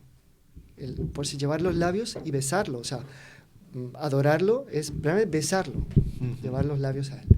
Pero en esta consideración de su superioridad y de su grandeza y de su bondad.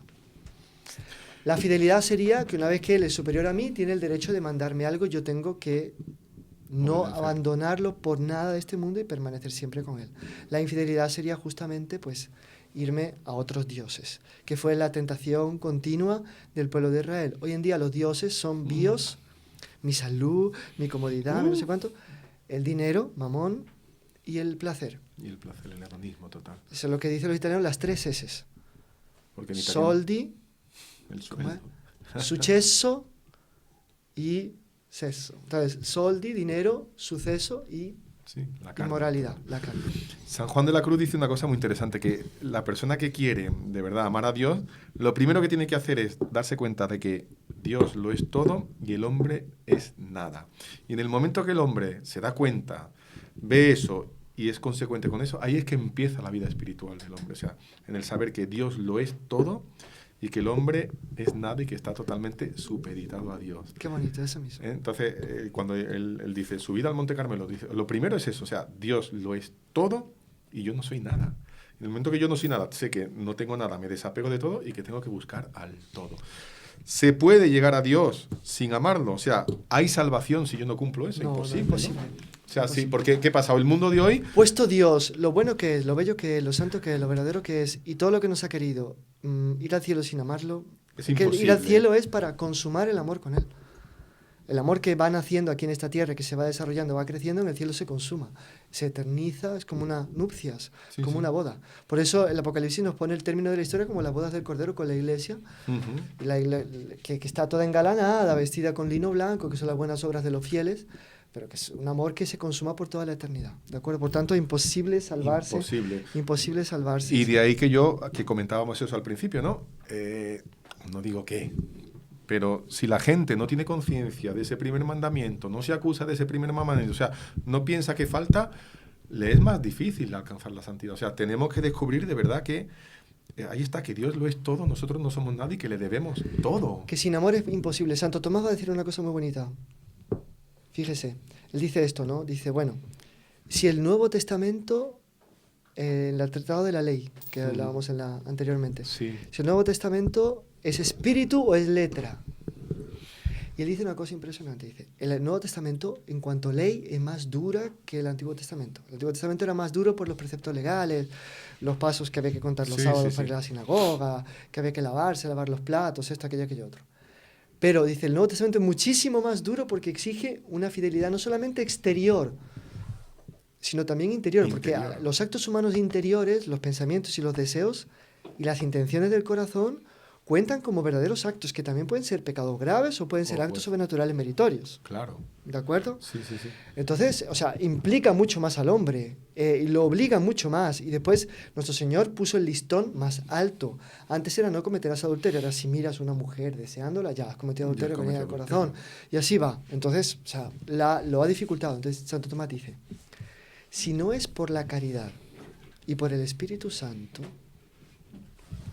el Nuevo Testamento es más letra que mata que el Antiguo. Qué bárbaro. O sea, desde el punto de vista también de los curas que predican, que hablan, si no se incentiva el amor de Dios, explicar los demás mandamientos después, poner un yugo demasiado pesado encima de la persona. Pues no lo va a conseguir aguantar. Imposible. Porque la persona está enamorada de Dios, encantada con Dios, súper confiante en Dios como Padre, en Dios como el Verbo que ilumina, el Espíritu Santo que nos ama, que nos seduce, o entonces... ¿Cómo va a aguantar? ¿Cómo va a Entonces Santo Tomás dice, la nueva ley es yugo suave y peso leve para el que ama. Para el que no ama es peor que la antigua ley. Todavía. Ahí está, don Carlos. Y muchas veces en el mundo de hoy Dios te ama, Dios te quiere mucho, Ya está. Entonces ya con ese Dios te ama, parece que podemos hacer de todo. Parece que a Dios, bueno, como Él nos ama, pues viva la pepa, porque al fin y al cabo Dios te ama muchísimo y todo el mundo es bueno y todo el mundo se salva porque Dios te ama. Sí. Como que hemos, en fin, deformado ese amor de Dios hacia el hombre, esa misericordia de Dios hacia el hombre. ¿Cómo es eso? Es que hay una falsa concepción de amor. El amor hoy en día es cualquier atracción que se ejerza sobre cualquier cosa o persona o ente que imaginemos, imaginario o real, que está por encima de nosotros, sean ángeles, sea Dios, sea lo que sea. O sea, árboles. Porque Entonces, ¿qué pasa?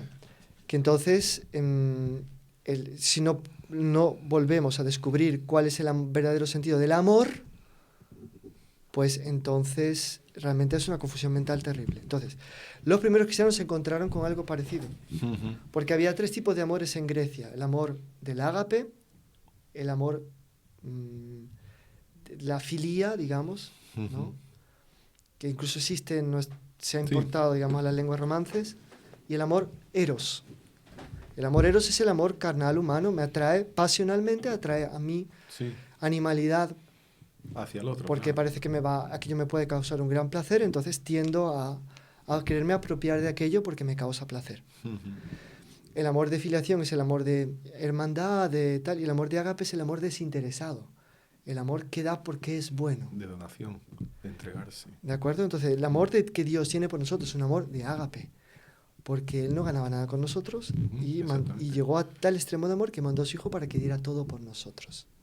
Cristo se entregó por su iglesia para tenérsela de sí, santa, inmaculada, sin arruga, sin mancha y tal. Entonces, Cristo se entrega. Entonces, el amor del que estamos hablando aquí es el amor de la entrega, que los primeros cristianos, para que los griegos entendiesen de qué estaban hablando, le crearon un neologismo, la caridad, la caritas, que significa a qué caro precio has sido rescatado. Caro, caritas. Entonces, significa, oye, el amor que nos une es el amor de Cristo que se entregó por mí. ¿Y qué dice San Juan? Si Él se entregó por mí, yo tengo que entregarme por mis hermanos. Por tanto, a lo largo de estos podcasts en los cuales hablaremos de los 10 mandamientos, se irá produciendo en nuestra mente una especie de clarificación al respecto de lo que es el verdadero amor y lo que es el amor egoísta. Si un chico ve una chica y porque es guapa ya quiere pecar con ella, quiere tener relación con ella porque le parece guapa, él va a decir que la ama. Y le va a decir a ella, te amo locamente. Mentira. Mentira cochina. Mentira. Sí. Porque en el fondo quiero sacarte todo el jugo que sea posible porque me eres apetecible. Que algo sea apetecible no significa que lo estás amando. Porque te estás amando a ti mismo. Todo lo que te es útil y amas porque te es útil ya está deformado. Es un reflejo del amor a ti mismo, porque te estás queriendo amar a ti mismo en eso. O alguien diga, a un borrachín que diga, es que amo el vino. No, te amas a ti mismo que con el vino estás más feliz, entre comillas. Te pones más alegre que nada. ¿De acuerdo? Don Carlos, si el amor, o sea, este primer mandamiento tiene que ejercerse, o sea, tiene que ponerse en práctica más por actos o por sentimientos. Entonces, porque el sentimiento hablábamos que tiene esa parte importante. Después el sentimiento tiene que ayudar y no molestar, y acompañar. Porque muchas veces, ay, es que lo siento, es que voy a una adoración y me siento... No, a veces el Espíritu Santo nos hace las cosquillitas del corazón para ayudarnos a entender que Él está ahí. Entonces ahí Él está ayudando. Y eso es muy lícito, claro. Entonces, que sí. ¿qué pasa? Lo que pasa es que yo no me puedo quedar en la cosquillita. Tengo que irme hasta la voluntad y decir, Él es bueno. Yo lo sienta o no, Él es bueno y me quiere. Y me tengo que quedar con eso porque cuando las cosquillitas pasen, yo tengo que seguir en mis 13, en el buen sentido de la palabra, que Él es bueno. No lo siento, pero es bueno. Es bueno porque Él me quiere. Aunque no sienta absolutamente nada. Aunque esté en esa noche oscura tremenda que, vamos... Ahí ayuda mucho la idea de la cruz. Él me ama porque se puso en la cruz por mí. Y eso era lo más desagradable que podía haber y lo hizo por mí.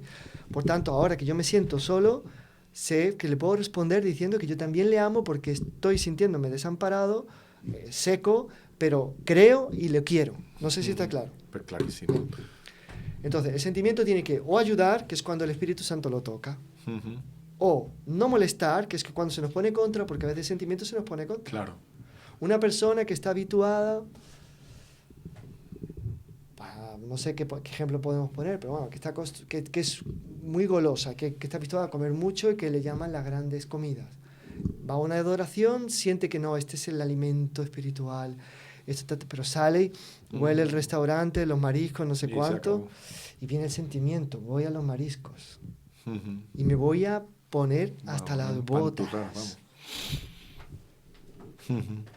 Entonces, ¿el qué tiene que hacer? No. Yo no voy a olvidar que el alimento verdadero es aquel.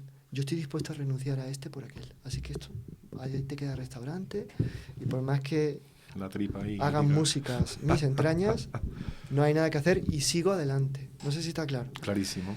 Entonces, por tanto, hay que combatirlo cuando quiere. Por eso San Pablo dice, castigo mi cuerpo y lo someto, no vaya a ser que yo me pierda. Me pierda por medio de eso. Y segundo, tiene que acompañar.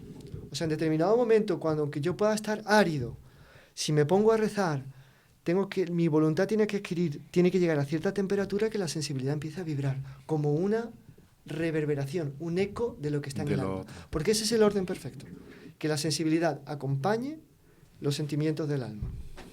El alma marca el paso y ella acompaña. Y va dejándose llevar. ¿De acuerdo? Ella tiene que bailar la música que la voluntad toque y no al contrario. O sea, el amor en el fondo es la atracción por ese objeto, en este caso Dios, y el deseo de unirse a él. Exactamente. O sea, la unión con Dios, porque el amor es altamente unitivo. Claro. No existe amor sin unión. Claro. El amante está, San Juan de la Cruz va a decir, el amante está en el amado está en el amante. Y se transforma de tal y manera, se transforman y tal, no sé cuánto. Y de hecho, ir al cielo, ¿qué es? La visión beatífica es el último fuego que Dios enciende en nuestro corazón para que ese hierro que estaba en la forja arda con una llama nueva que la haga todavía más semejante a Él. Y en esa semejanza es que lo vamos a ver. Lo veremos tal cual es. Tal cual es. Y seremos semejantes a Él porque lo veremos tal cual. Tal cual es. Don Carlos, y quien ama a Dios, por tanto, y de verdad tiene ese deseo de unión de Dios, tiene que huir del pecado por narices. Claro, porque si no, ¿qué amor? ¿Cómo se demuestra ese amor? ¿El pecado qué es? Lo que dice San Agustín, aversio a Deo, darle la espalda a Dios, e conversio ad criaturas, y lanzarme sobre las criaturas. Que es lo que él decía, ¿no? Te andaba buscando fuera, en esas criaturas que tú creaste. Por lo tanto, don Carlos, aquí hay un punto importante, ese primer amor, ese primer mandamiento, amor de Dios, nos hace querer unirnos a Él. Tenemos que agradecerle incluso las cruces y los sufrimientos, porque al fin y al cabo el amor de Él para con nosotros, de múltiples maneras lo demostró, pero la manera más profunda fue la cruz. Exactamente, pero además por otro motivo, fíjese, porque después, a partir del momento que la criatura humana es una mezcla de un poco de animal, un poco de espiritual, la naturaleza animal va a buscar unos bienes, la espiritual otras, a veces van a estar en confronto, la necesidad, a veces van a estar enfrentados, la necesidad de renunciar a unos por otros siempre trae sufrimiento. Pero es la única manera de decirle a Dios que le queremos de verdad. Que le queremos de verdad. O sea, el sacrificio, no rechazar. Sin sacrificio no hay amor. O sea, el amor es esencialmente sacrificial. Como decía la hermana Claire Crockett, cuyo proceso de beatificación se ha empezado ya, el amor no es sentimental, el amor es sacrificial. O sea, no es superficial ni sentimental, el amor es sacrificial. ¿Por qué sabemos que nuestra madre nos quiere y por qué hay esa relación del hijo con la madre que, como dice aquel poeta español, ¿no? Cuando se muere una madre, aunque uno sea grande, siempre uno es un niño? Sí, ¿por qué? Porque sabemos que ella ama. Porque ella está dispuesta a sacrificarse por nosotros desde el embarazo, como doña Lucila cuando le propusieron abortar, dijo, eso es una propuesta que no se le hace a una madre. Ninguna madre, ¿no? Y así va, por tanto, o sea, ese amor serio de la madre nos debía servir como parámetro, bueno, y también del padre, se habla menos, pero también el padre. Sí, pero que la madre como que es muy característico, ¿no? Esa donación. Esa donación, esa entrega, que se olvida de sí misma por el hijo, que hoy en día eso se está perdiendo, infelizmente. Pero bueno, que muchas madres católicas han dejado plenamente así marcado, es lo que nos debía entender. Si no hay sacrificio, no hay una ordenación, el corazón no está ordenado bien a Dios, y no hay una opción preferencial por Dios, ni hay un amor sobre todas las cosas a Dios, y por tanto no hay verdadero amor de Dios. Sin sacrificio no hay verdadero amor de Dios. O sea, no puede haber.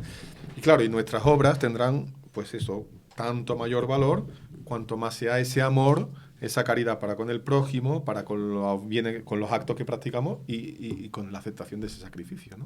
O sea, Santo Tomás va a decir que la caridad es la virtud, sin la cual ninguna virtud tiene mérito. A ver, repítame eso, que me ha dejado pillado. La caridad es la virtud sin la cual ninguna otra virtud tiene mérito sobrenatural. Claro. Si yo soy prudente y tengo algún mérito delante de Dios, es porque fui movido a esa prudencia por la caridad. Si no...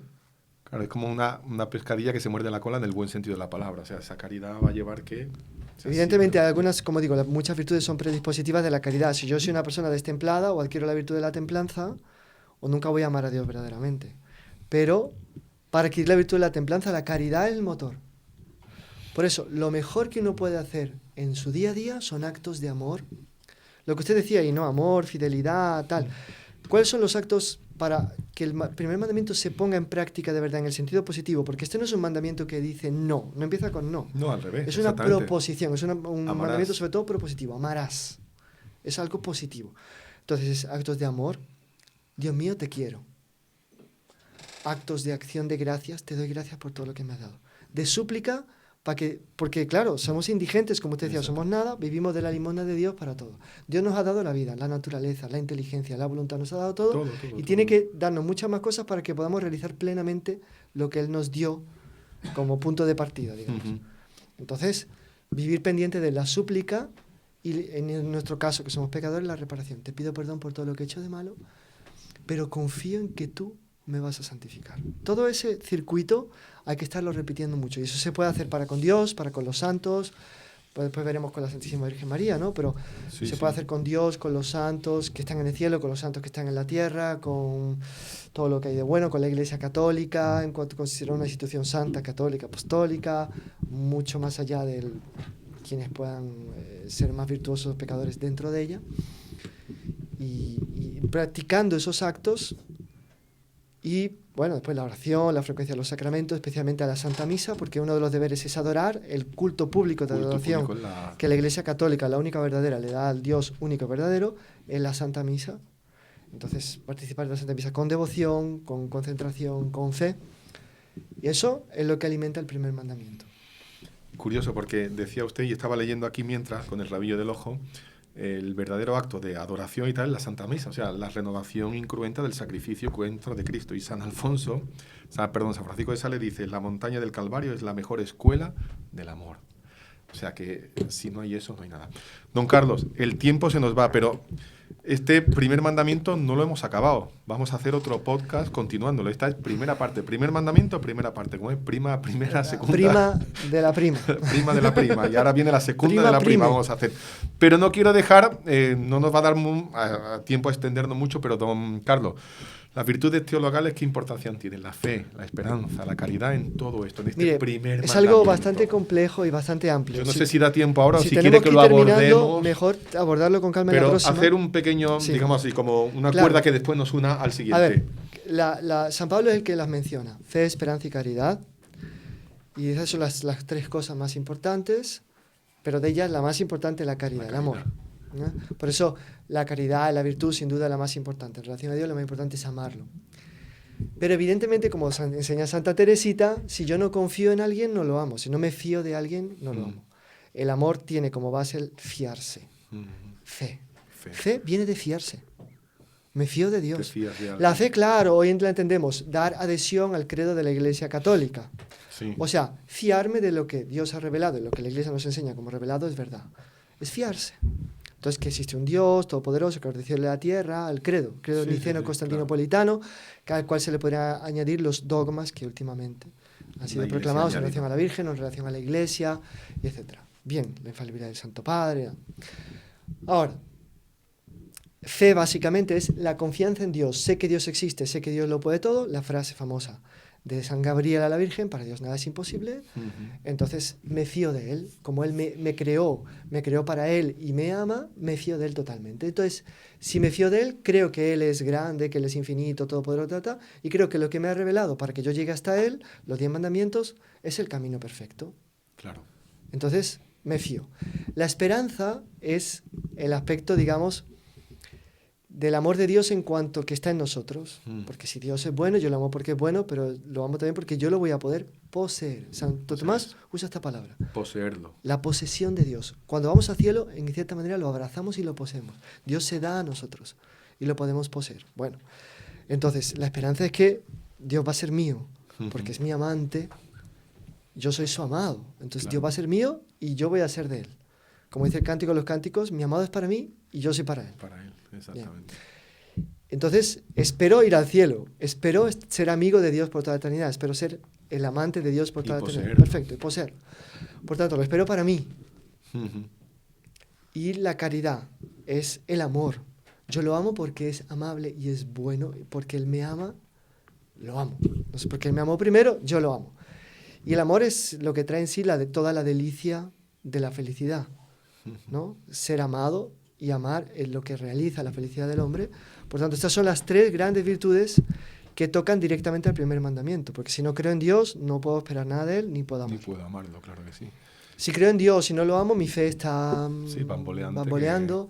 Si lo amo, pero no sé si espero tenerlo o no, pues un amor medio frustrado, porque un amante que Claro. nunca va a poder No hay una, no hay Entonces hace un falta fiarse. tener las tres virtudes para realmente cumplir perfectamente el mandamiento. Y evidentemente hay pecados contra cada una de estas virtudes, pero sobre todo hay obligaciones Con de esas cada una de estas virtudes virtudes. Santo Tomás, cuando le canta al Santísimo Sacramento, dice, para amarte, no, para que crea más y más, para que te ame más y más, para que espere siempre en ti.